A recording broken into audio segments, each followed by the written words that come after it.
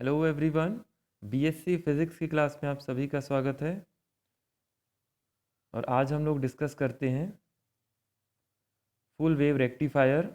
इसके पहले हमने क्लास में डिस्कस किया था हाफ वेव रेक्टिफायर, जिसमें एक डायोड लगा होता है और उसमें हमने कुछ बेसिक टर्म्स को कैलकुलेट किया था। Peak inverse voltage, efficiency of half wave rectifier, ripple factor of half wave rectifier. अब सेम हम कॉन्सेप्ट पढ़ेंगे यहाँ पर पूर्ण तरंग दृष्टिकारी के लिए या फिर फुल वेव रेक्टिफायर। तो इसके बेसिस पे हम स्टार्ट करते हैं अभी। और आपको पता होगा कि रेक्टिफायर क्या होता है, अल्टरनेटिंग सिग्नल को डायरेक्ट सिग्नल में कन्वर्ट करता है। मतलब कि दो डायरेक्शन वाले वोल्टेज या करंट को एक डायरेक्शन वाले वोल्टेज या करंट में कन्वर्ट करता है। ठीक है, तो इसके लिए हमने क्या किया है, देखिए यहाँ पे डायग्राम में दो डायोड लिया गया है, D1 एंड D2, और एक ट्रांसफार्मर है, स्टेप डाउन ट्रांसफार्मर है। इसमें L1 कॉइल है और L2 कॉइल है, और यहाँ पर L2 कॉइल को क्या किया गया है, टैप करते हुए बीच में से डिवाइड किया गया है। आधा जो सोर्स है वो D1 में जाएगा, आधा सोर्स किस में जाएगा, D2 में, और उसके बाद हमको आउटपुट मिलेगा। तो इसको समझ लेते हैं थोड़ा सा कि किस तरह से इसमें वर्किंग होगा। ये सिंपल सा डायग्राम आपको दिख रहा होगा। ये हमारा इनपुट सिग्नल होता है और उसके बेसिस पे हमको ये दो आउटपुट मिलते हैं।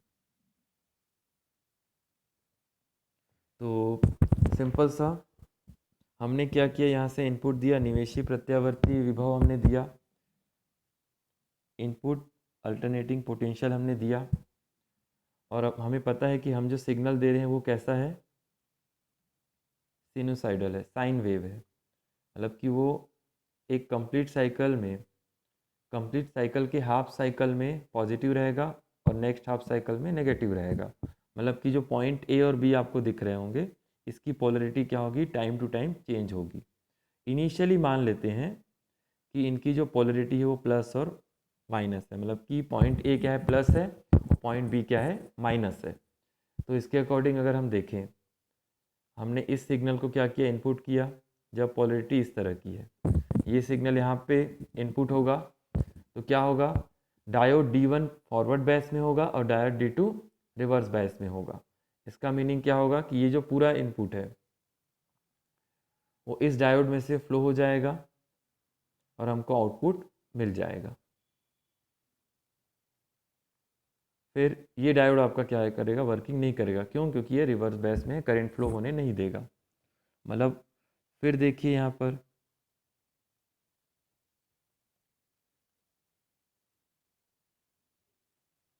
इसके बाद जैसे हमने यहाँ पर ये पहला सिग्नल मैंने आपको बताया था, ये हम दे चुके हैं, तो हमको इससे क्या मिल गया, आउटपुट मिल गया। अब नेक्स्ट में क्या हो जाएगा, नेक्स्ट हाफ साइकिल में डायोड की जो पोलरिटी है वो चेंज हो जाएगी। जो पॉइंट ए था वो प्लस था, वो नेगेटिव हो जाएगा, पॉइंट बी नेगेटिव था वो प्लस हो जाएगा। फिर से क्या होगा, देखिए ये डायोड आपका रिवर्स बैस में हो जाएगा, ये आपका फॉरवर्ड बैस में। तो इससे क्या मिलेगा हमको, फिर से धारा हमको यहाँ से मिलना चालू हो जाएगा और फिर से हमें क्या मिलेगा, एक सिग्नल मिलता जाएगा इस तरह से। ठीक है, और ये सिग्नल ऊपर की तरफ ही क्यों मिलेगा, क्योंकि करंट आपकी एक ही डायरेक्शन में फ्लो हो रही है।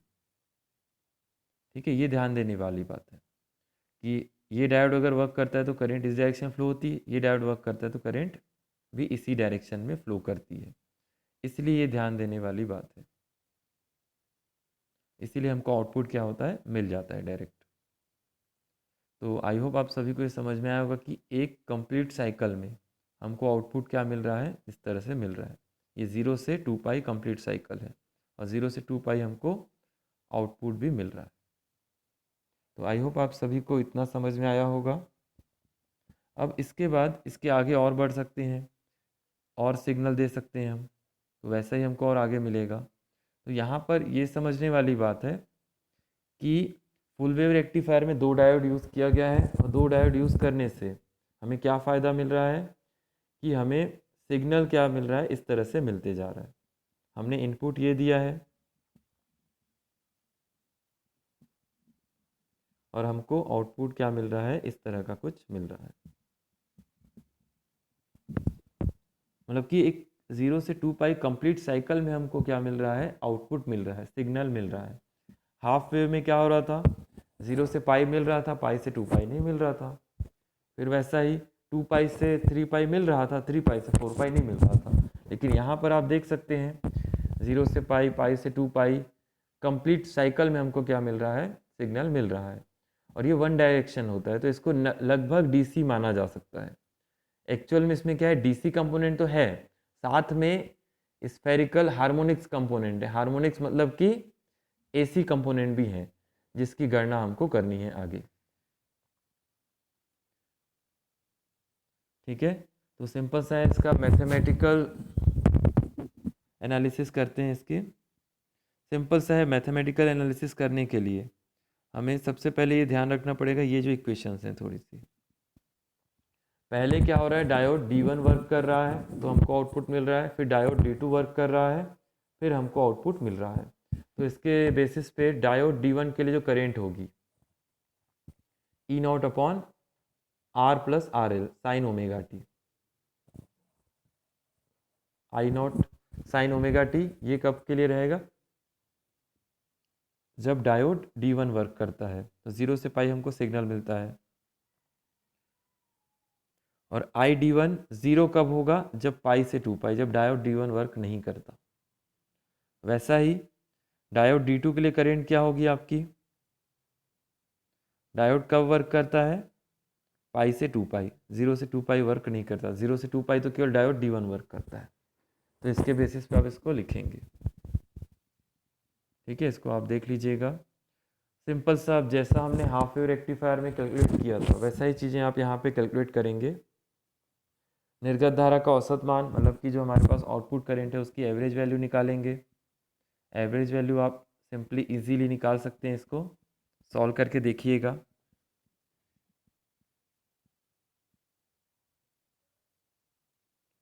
फिर डीसी निर्गत पावर भी निकाल सकते हैं, बेसिक फार्मूला है आपके पास। और इसके बाद देखिए यहाँ पर धारा का वर्ग माध्य मूल मान भी निकाल लेंगे आप। ठीक है, बेसिक मैथमेटिक्स से निवेशी एसी पावर निकालेंगे। ये सब चीज़ें निकालने की ज़रूरत क्यों पड़ती है, जब हम इफ़िशियंसी फाइंड कर रहे होते हैं या फिर उर्मिका घटक या रिपल फैक्टर फाइंड करेंगे, तो इन सब क्वांटिटीज़ की हमको ज़रूरत पड़ती है, इसलिए हम ये सब चीज़ों को निकाल रहे हैं। तो बेसिक सा मैथमेटिक्स से आप इसको फाइंड कर लेंगे।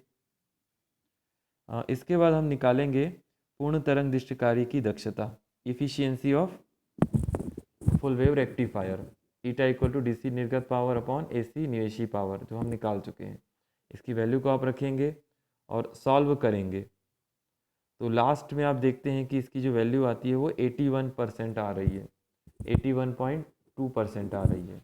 अगर आप इसको कंपेयर करें कि इफ़िशियंसी हमारी कितनी आ रही थी, इफ़िशियंसी हमारी हाफ वेव रेक्टिफायर में कितनी आ रही थी, तो देखिए यहाँ पर 40.6% आ रही थी। लेकिन अगर हम यहाँ पर देखें तो 81% आना, इफ़िशियंसी इतनी ज़्यादा आना, इसका मतलब क्या होता है कि फुल वेव रेक्टिफायर हमारा एक अच्छा डिवाइस है यूज़ करने के लिए AC टू DC कन्वर्जन। ठीक है, तो 81% आना, प्रतीक शिखर वोल्टता क्या होगी इसकी, 2E0 के बराबर होगी। क्यों होगी, क्योंकि डायोड D1 जब वर्क करता है तो E0 हमको सिग्नल मिलता है, जब डायोड D2 वर्क करता है तब हमको E0 सिग्नल, दोनों को ऐड करेंगे तो 2E0 बनेगा। हाफ वेव में क्या था, केवल E0 था, मैक्सिमम आउटपुट। अब वोल्टेज नियमन या वोल्टेज रेगुलेशन भी आप निकाल सकते हैं, लोड की उपस्थिति में या लोड की अनुपस्थिति में। इसके बेसिस पे आप इसको निकालेंगे तो आपके लास्ट में ये वैल्यू आएगी। और रिपल फैक्टर फाइंड करेंगे तो निर्गत धारा का RMS मान, निर्गत धारा का DC मान, मतलब कि RMS value of output current और output voltage upon DC value of output current और आउटपुट वोल्टेज। सिंपल सा इसको आप फाइंड करेंगे, लास्ट में आपके पास क्या आ जाएगा, देखिए 0.482 आ जाएगा। ये उर्मिका घटक का मान है और उर्मिका घटक का मान कम हो गया है। अगर आप हाफ वेव रेक्टिफायर में देखें तो उसकी वैल्यू कितनी आ रही थी, 1.12 ऐसा कुछ आ रहा था। ठीक है, तो हाफ वेव रेक्टिफायर में 1 पॉइंट समथिंग कुछ आ रहा था और फुल वेव में आपका 0.042 आ रहा है। तो इसके बेसिस पे हम ये फाइंड कर सकते हैं कि इसमें उर्मिका घटक की वैल्यू, सॉरी इसमें एक्चुअल में ना 0.12 आ रहा था, 0.12 या 0.21 ऐसा कुछ था।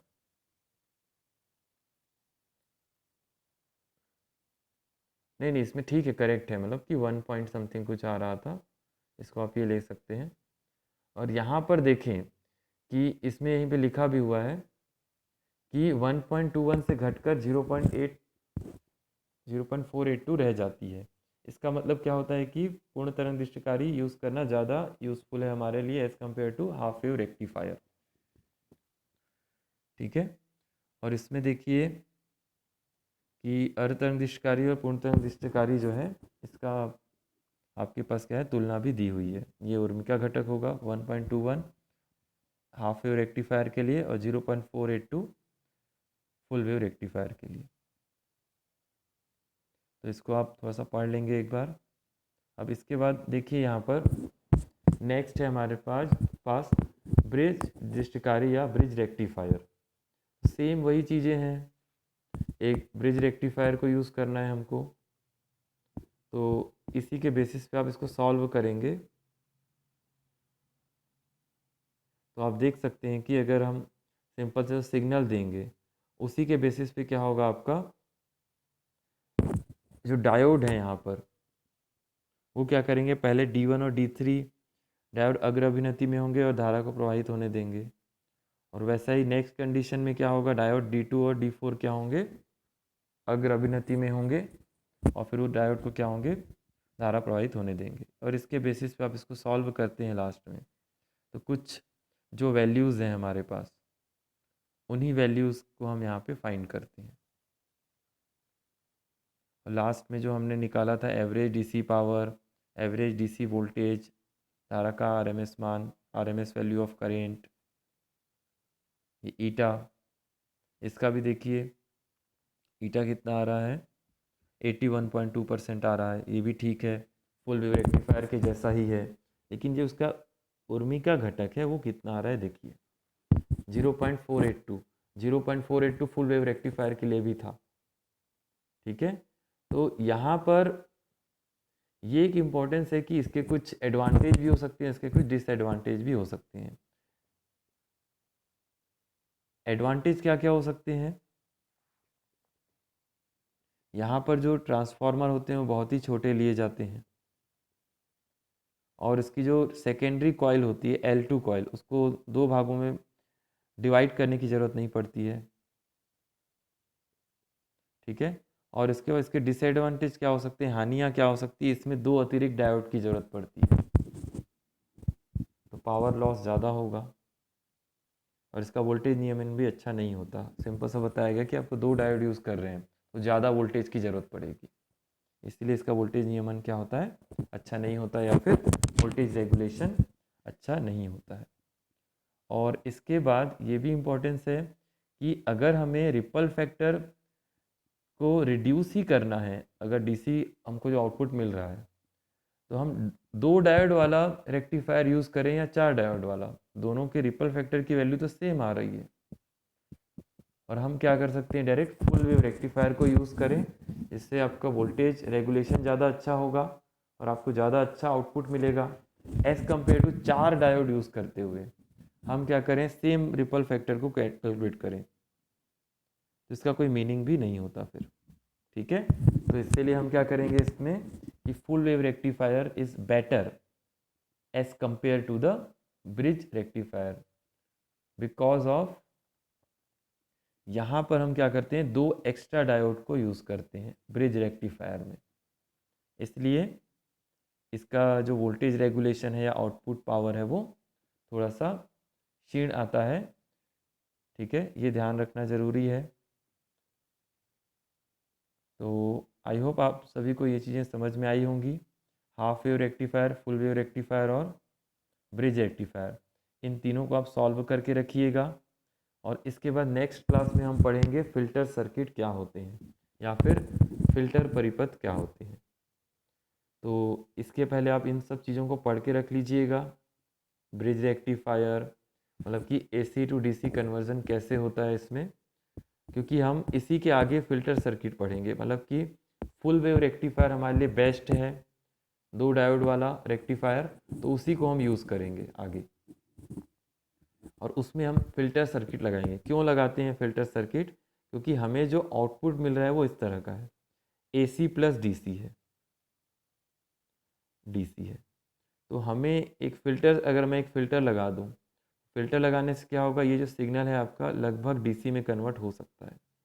मतलब कि फ़िल्टर सर्किट ऐसे सर्किट होते हैं जो क्या करते हैं, एसी सिग्नल को रोक देंगे और डीसी सिग्नल को पास होने देंगे आउटपुट में। सिंपल सा है कि फुल वेव रेक्टिफायर में अगर हम इस टाइप के सर्किट को लगाते हैं तो हमें क्या मिलेगा, कुछ डीसी सिग्नल क्या होंगे और स्पष्ट रूप से मिलेंगे और एसी सिग्नल उसमें से रिमूव हो जाते हैं। ठीक है, इसको नेक्स्ट क्लास में पढ़ेंगे, आप इसको पढ़ के रखिएगा।